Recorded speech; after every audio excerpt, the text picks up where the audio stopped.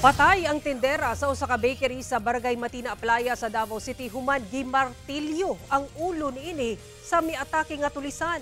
Suspect gilayong naaresto sa kapulisan. Nakaalerto si Argil Relator. Wala na'y kinabuhi dihang napalgan kining babae sulod sa banyo sa gitrabaho ang bakery sa Del Carmen, Barangay Matina Playa, Davao City. Gisulod di ay og tulisan ang maong bakery alas 2:30 Miyerkules sa kadlawon. Nadungog pa sa residente sa lugar nga misinggit aron magpakitabang ang 37 anyos nga tindera.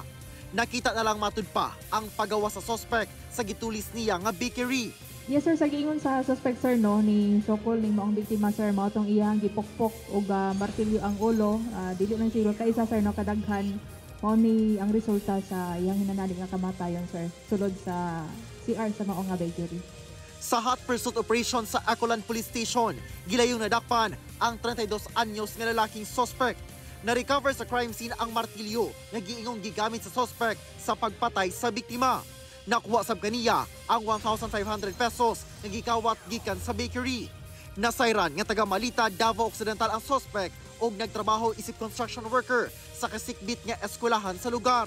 Una ang pagpang-hold up nang hulam pa kuno og kwarta ang suspect sa iyang mga kauban apan pakyas nga mapahulam. But sa iyang giingon sir no nagsakit iyang anak pero ato pa nang i-counter check sir kung tinuod ba or dili. Sa morning rason kung nganong hold up siya unya ni resulta sa kamatayon. Atong i-answer no i-remind ang tanan nga dili ni siya rason nga mohimo ta og kana nga sa laod gumikan kay naatay problema.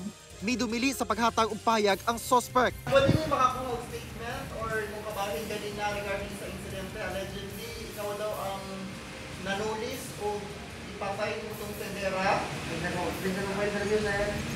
Kasong robbery with homicide ang ipasaka batok sa suspect. Wala sa mihatag og pahayag ang bana sa biktima. Kauban si Melchor Awing sa kamera. Ako si Argil Relator.